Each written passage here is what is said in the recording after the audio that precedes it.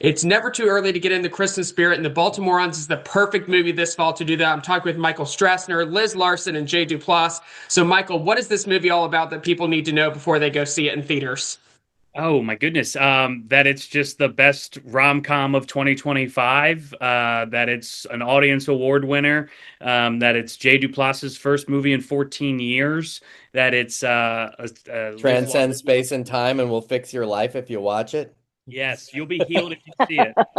That's it. You'll get everything you've ever imagined if you go see the movie in theaters.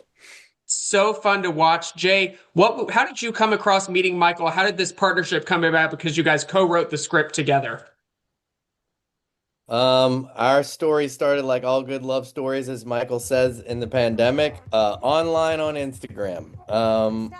His personal sketches that he does on his Instagram page were coming across mine, and I was laughing my butt off. I wrote him, or I followed him. He wrote me. I don't know what an Instagram DM is. Took me 6 months to figure out that he had written me. I should have sent a Um, carrier pigeon. yeah, that's more my speed. He was working on a short film. He needed a little help.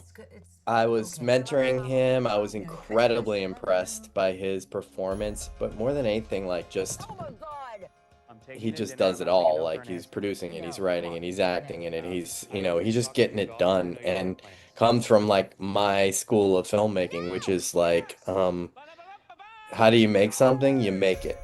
That's how you do it. You don't sit around thinking about it and wondering, and you just start making it, and when problems arise, you solve them. And then when he told me his origin story, of how he got sober, which is included in the first scene of our film, which is a suicide attempt, and he told me that the belt broke because he was holding a little too much holiday weight. In my mind, I was like, that's our movie.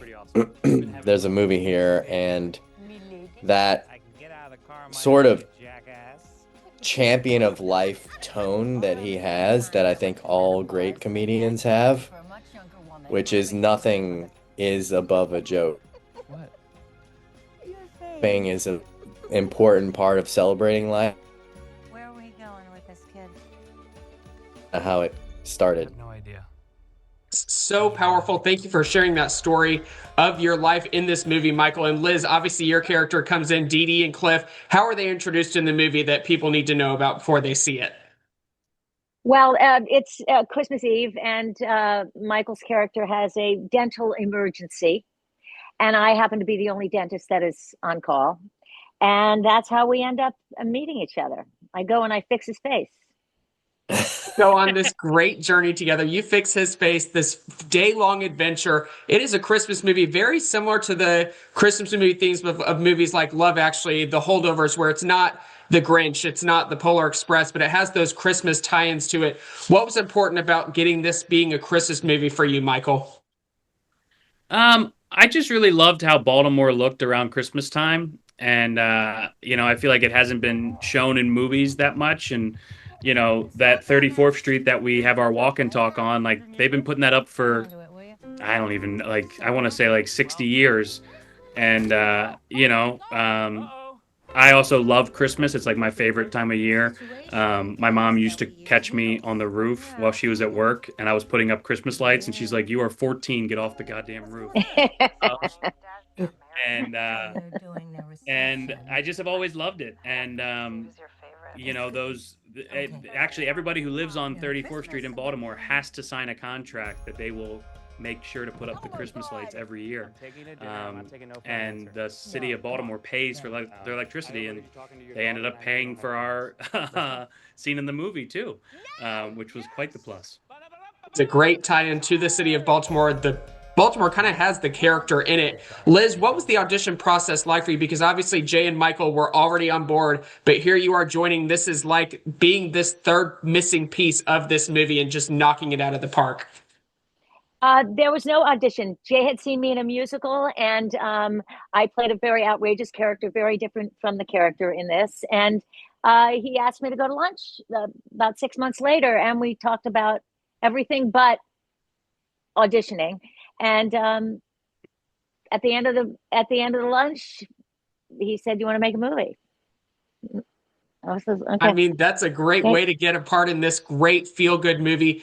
Jay, yeah." obviously, the moment of the movie is the improv scene between Michael and Liz's characters. It is such riveting filmmaking. And what was that moment filming that like? Was it improv actually? Was it a script? How did you guys portray that in the movie? Oh, thank you for so much. That's first of all, it's incredibly nice of you to say.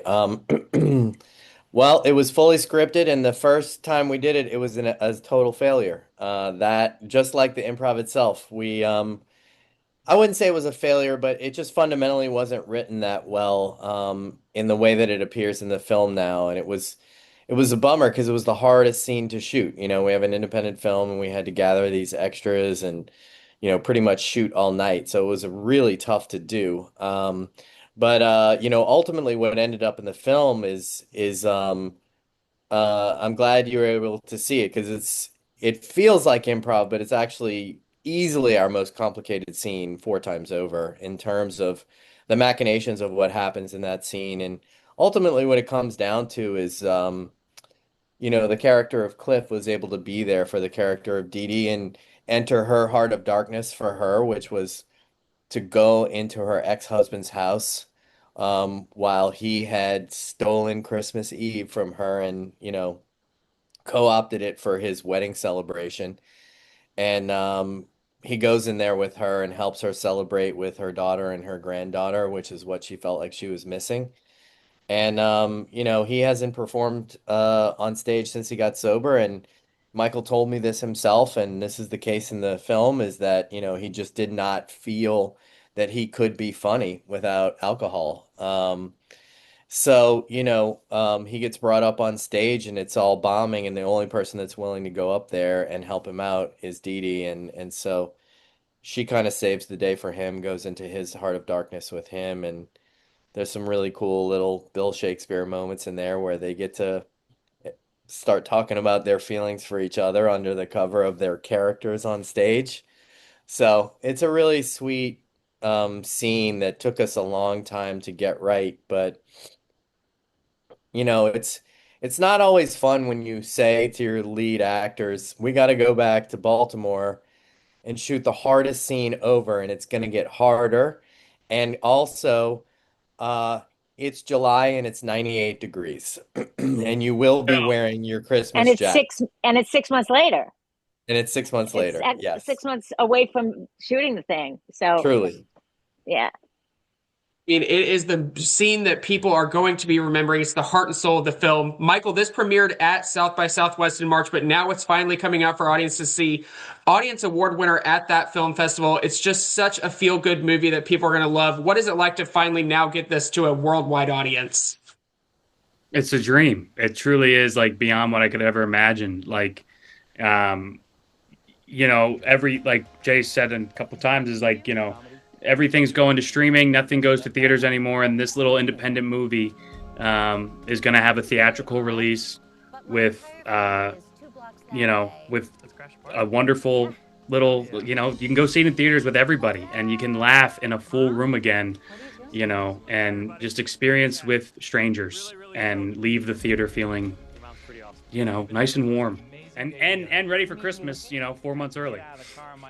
Ready for Christmas. And it is that, like you said, an independent film going to theaters. It's not Sinners. It's not Weapons. It's not these big budget movies that are taking over the box office, but it's just as important to see in a theater with an audience. Liz, what is it like to be part of that, to continue this independent film push? Oh my God, I love it. My life is so much fun right now. I love being near Michael and Jay and being able to see them and talk about this beautiful movie. I couldn't be happier. Audiences are going to be so happy, smiling ear to ear when they see this in theaters, the Baltimorons, everywhere, September 12th. Jay, Michael, Liz, thank you all so much. Thank Thank you, you. Thank Trevor. you so much. Appreciate it. Thanks for the support, Trevor. Really appreciate you, man.